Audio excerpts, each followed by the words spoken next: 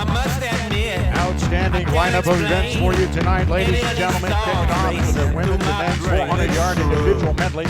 We'll see consolation championship finals in that event, as well as the women's and men's 100-yard butterfly, 200-yard freestyle, 100-yard breaststroke, the 100-yard backstroke, and our team compete with the 200-yard freestyle relay. We'll come back and some bonus finals in all those events to finish up the evening. And first up will be event number 17.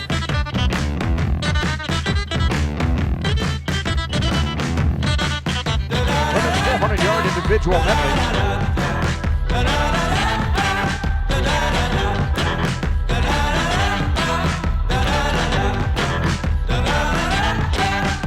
Speed record at this event, 4:00.03, set in 2010 by Katika Hosu with the University of Southern California.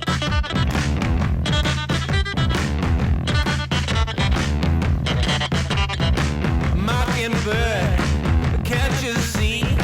Little girls got a hold on me like glue. Baby, I'm howling for you. Yeah. Introducing your consolation finalists on lane 1 from Gardner-Webb University Aquatics, London Schumacher. Lane 2, Hopkins Mariners from Team Aaron Early. Lane 3, University of North Carolina, Katie Holsey. And lane 4, representing Indiana University, Bailey Pressey. Lane 5, Long Island Aquatic Club, Margaret Aroesti. Lane 6, University of Tennessee, Tess Chepluha. Lane 7, Indiana University, Shelley Drozda. Lane 8 for the University of North Carolina, Abby Fisher. Consolation final, women's 400-yard individual medley.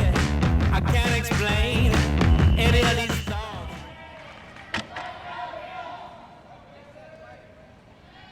Others.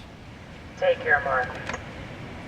I really don't think any event compares for the strategy, fitness, and the mechanics, and the pain tolerance, and the flexibility, you name it. Over and over again, this event comes down to really you have to be incredibly strong. And we have, and I always check the ages out. The oldest swimmer in this final, right here, this B final, is 21. And we have a big slew of college swimmers. We have two 17-year-olds, Aaron Early from the Hopkins Mariners swim team, Connecticut, and Margaret Aresti from the Long Island Aquatic Club. If you think about this event also, Ted, again, Michael Phelps comes to mind, obviously, a world record holder in both the 400 IM and Olympic gold medals in the 200 IM.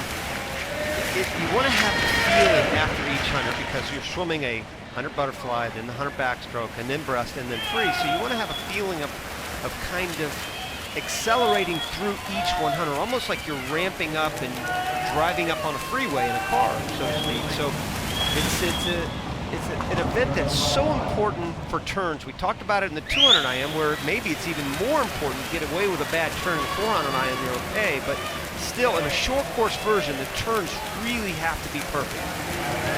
Just to give you an idea, the best time by any of these 8 swimmers is 4:12, or excuse me, 4:10. 4:10 personal best in this field. So it just tells you what Rowdy's talking about, is doing this 4 different strokes with all the turns for 4+ minutes. And again, these B finals that we're seeing are so important for the process. And we talk about this 4-year journey at the beginning of the broadcast that these athletes have, and how we start over now with this new Olympic year. We start fresh, even though the Olympic Games this past summer was certainly a magical experience for so many. Nobody cares about that anymore. Isn't that funny? That's exactly right. Really, who cares whether you won a medal in Rio or not, because it has nothing to do with what's happening here and this next 4 years. Bailey Pressey in lane 4, an IU swimmer, Indiana University, has the lead. I was thinking about that earlier because it's, you know, the golfer that wins the Masters gets a green jacket, and the next week when he stands on the first tee on Thursday, scores the same as everybody else. That's right. It does, you know, obviously, I mean, it does give you a lot of confidence. I mean, when you talk about, again, back to Michael Phelps for a second, when he got up on the blocks, because of the hardware that he had, he struck fear in his opponents, and that's because of the Olympics. So the Olympians will certainly have an advantage, those that are still continuing their career. You know, as we will see some of these Olympians, Amanda Weir, Melanie Margulis, Tom Shields, all of them Olympic gold medalists, when they get up on the blocks, trust me, the swimmer next to them will know that, and they'll have that distinct advantage.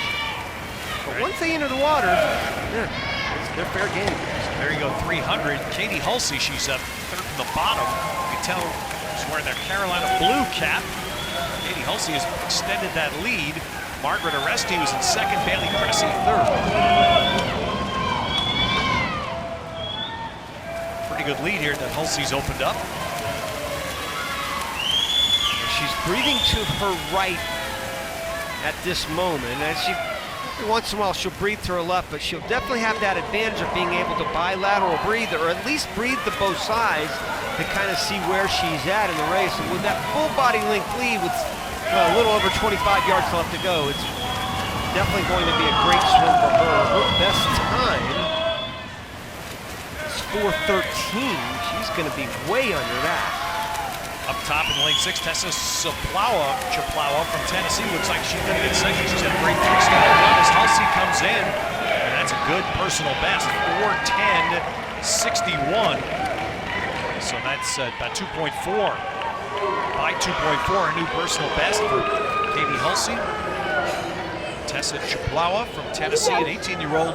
She really kicked it in the freestyle. She was terrific, so she came up to place second, and Bailey Cressy of Indiana was third. I was just talking to head coach of North Carolina, Rich DeSelm, who said the kids are getting ready to take finals next week. This is a nice way to go into finals with a big win here in the B final and a best time. Yeah, there it is. Best times for both first and second place in the B final of the women's 400 IM. All right, we'll have the A final involving Lindsay Clary, a familiar name. That's coming up next.